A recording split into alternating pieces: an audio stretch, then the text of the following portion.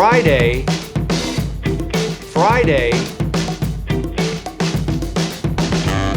Yins, guys. Thank you for listening to the British Buctober podcast, where we talk all about them Pittsburgh Pirates and that. My name is Josh. Today is July 4th. Happy Independence Day and that. I have no idea when you're going to be listening to this because I started recording so late. Bucs Mariners tonight. Will the streak continue? Let's talk about it.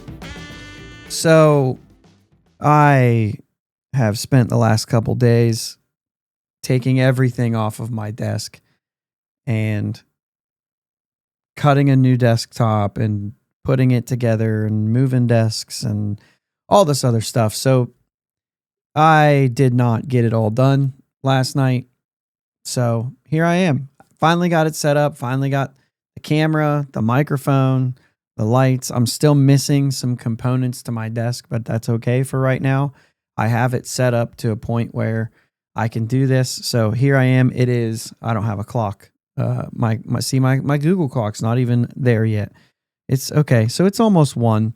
So I imagine you're already outside. You're already grilling out or you've already been to a parade or something like that. I don't know. You've probably done your July 4th fun stuff. Maybe getting ready for fireworks tonight or something like that. I think me and the family are going to be doing some fireworks tonight. Not doing some, but going and watching somebody else do them. Obviously, our town does it. So anyway, happy 4th of July. Hope you enjoy your day. Hope you already enjoyed your day if you listen to this later. Pirates play at 4. You probably won't even get this in before. If you do, thanks for being a loyal listener, I'll say. Let's go ahead and do the weekend preview since the game's about to start, essentially. Tonight's game, which, like I said, you may have already seen. It's Bailey Falter versus Brian Wu on the mound. Wu's been fantastic. Falter on the road is rocky. You know, some good, some not. So we'll see if the Pirates can go 7 straight now, or if the day off kind of stifled the hot streak and Brian Wu can. I mean, the dude's really good. The numbers are good. His ERA down to 2.93 right now. And I mean, he's a good pitcher. Late Saturday night, 10 o'clock game for us. Mike Burrows against Luis Castillo. And Castillo's numbers aren't what they once were as far as being dominant, but he's still very good. Strikeout numbers are low this year, so I wonder if that's going to play in anything.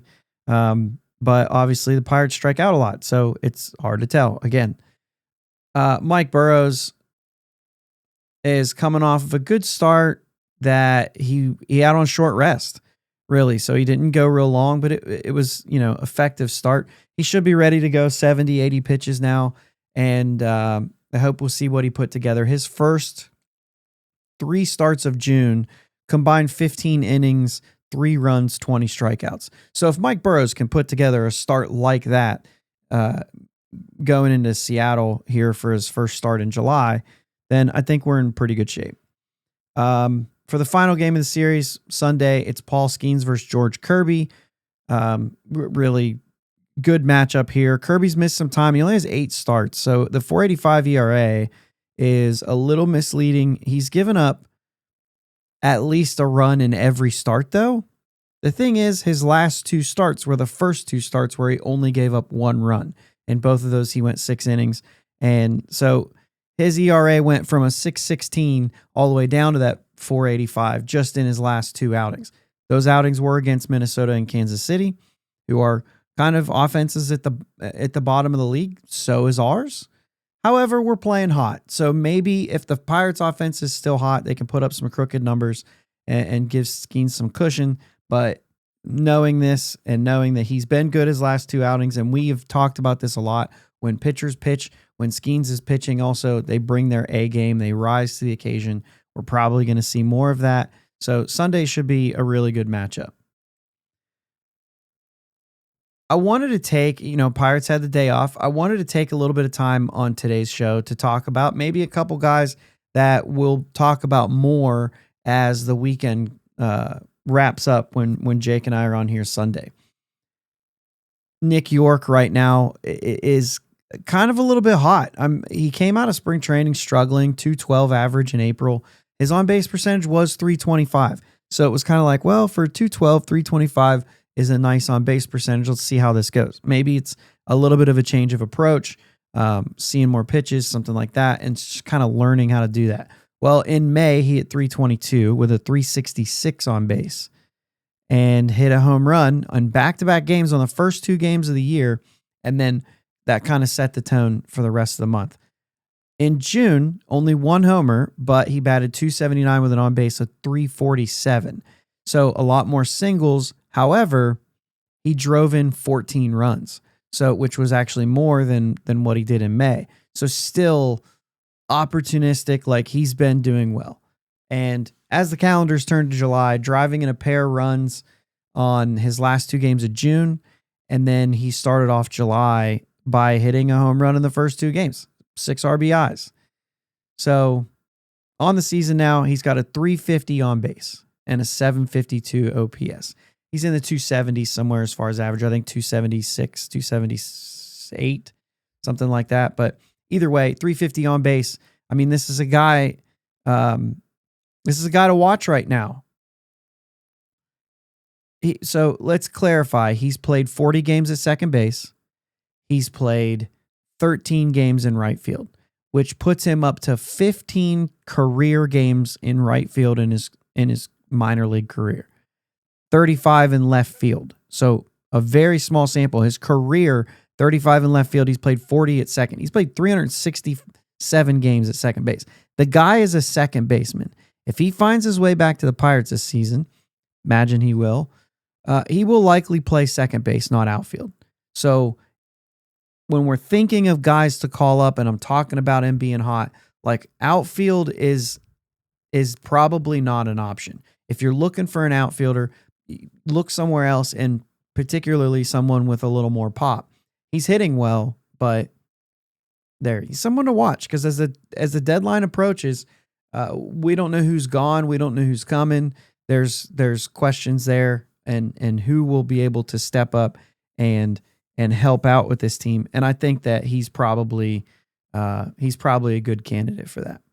Another good candidate on the pitching side, Dauri Moreta. He gave up 2 runs total on June 25th and on June 5th. That's it. That's June. He gave up those 4 runs. 12 appearances, 13 and a third. His whip for June was 105. 17 strikeouts in 12 appearances since June, not in June. June was 12 and a third, 13. He threw 1 inning so far in July, scoreless inning. But he had 17 strikeouts and 12 and a third in June. So if relievers are dealt, there's a good chance that he finds his way back up here, and we can talk about Money Moreta again. Home Run Derby participants. I thought this was pretty interesting as we approach the All-Star game. There's 9 games left. They're all on the road for the Pirates, and then it's the All-Star game. I am, in the back of my head, I'm still rooting for O'Neal Cruz to get a call about the Home Run Derby. And then will be very excited if he's in it. And then also equally maybe a little bit nervous. The format that they run right now is exhausting. I wish it would fit O'Neal best if it was the format where he could really watch the home runs fly. That would be the best. And to see how far he could hit them. But the way they're doing it now, it's more like a sprint. It's more like, hey man, if I could get it 10 feet over and keep doing that. But even with him, like, he hits the ball, so he doesn't have to swing all that hard to hit it far. So he could put up some pretty good numbers even in that format. Anyway, I thought it's pretty cool. It's in Atlanta, and Home Run Derby participants will wear number 44 and number 3 for Hank Aaron and Babe Ruth. So the National League will wear the 44. The American League will wear 3. Just the participants, they will be the only ones wearing those numbers on the All-Star jerseys. By the way, that was pretty cool. They'll still have their names, but they'll be wearing 44 and number 3. I thought that was pretty cool. I'm looking forward to this series in Seattle. They're right around 500, but I still think they're a little bit of a better team than that. They pitch well, and specifically going against these three guys should be a big challenge for the Pirates as they continue to answer these challenges and step up. But it's really interesting to me. And I'm a big Ken Griffey Jr. fan, so I love, Yankee Stadium's the house that Ruth built. They say that Safeco, or what is it, T-Mobile now, was the house that Junior built. And so I'm kind of partial to the stadium a little bit. I've never been there. I'd like to.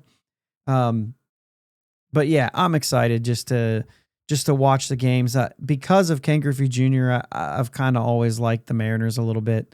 And so always kind of rooted for them to do well. You have those teams. So I'm excited.